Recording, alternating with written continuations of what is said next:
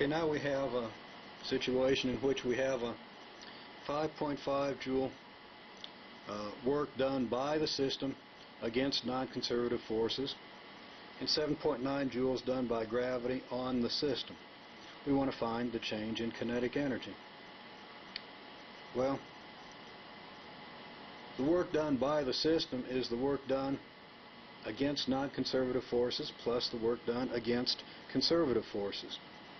The work done against conservative forces, well, gravity is the conservative force here.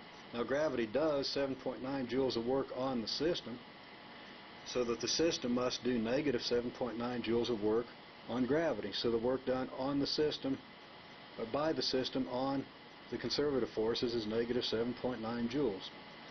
The work done by the system against non-conservative forces was just given to be 5.5 joules, so the work done by the system is negative 2.4 joules,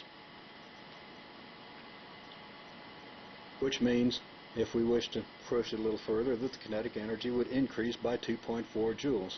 Since the delta W by plus the change of kinetic energy has to be 0, the change of kinetic energy has to be equal and opposite to the work done by the system, by the net force, and that's what we get.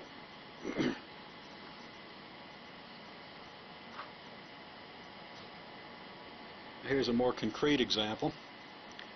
If gravity is the only force acting in this situation, as a 4 kilogram mass increases its altitude by 4.7 meters, what's the change in potential energy? What's the change in kinetic energy? The potential energy change is the work done against conservative forces. The conservative force in this case is gravity. As we go upward, the force that we exert against gravity is going to be upward. Gravity is pulling downward. The force against gravity is therefore upward. And we're going to be moving in the upward direction, so that the force will be greater than 0, and that force will equal the 4 kilogram mass times the 9.8 meter per second squared acceleration of gravity. This is our force against gravity. And again, that's positive because the system exerts an upward force against the gravity. We have to exert an upward force to go up.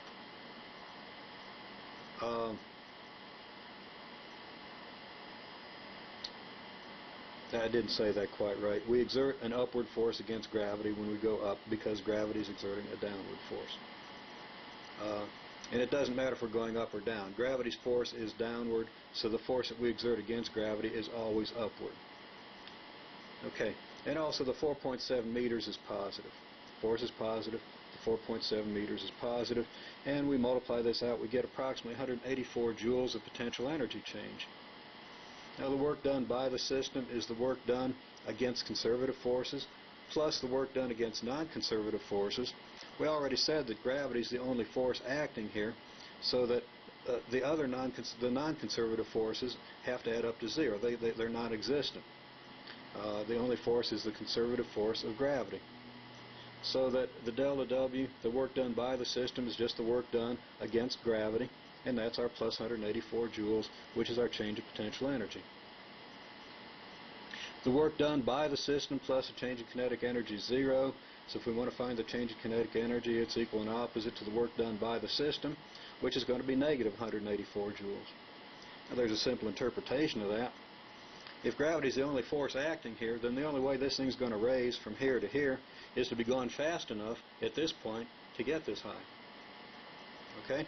So whatever speed it has here, it's going to have a kinetic energy. It'll have less kinetic energy here. So it'll have less speed here. How much less kinetic energy? 184 joules. How much less speed? Well, that kind of depends on how much speed we had originally.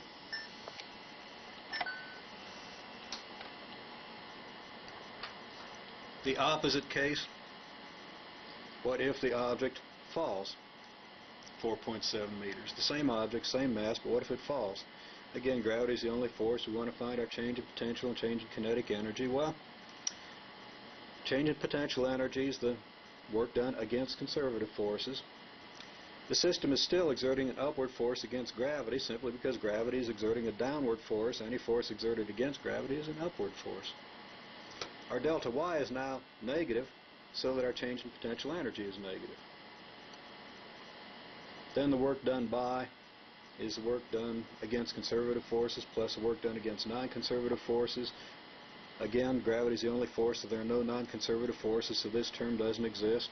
So that the work against conservative forces is the negative 184 joules, and that's the work done by the system, by the net force.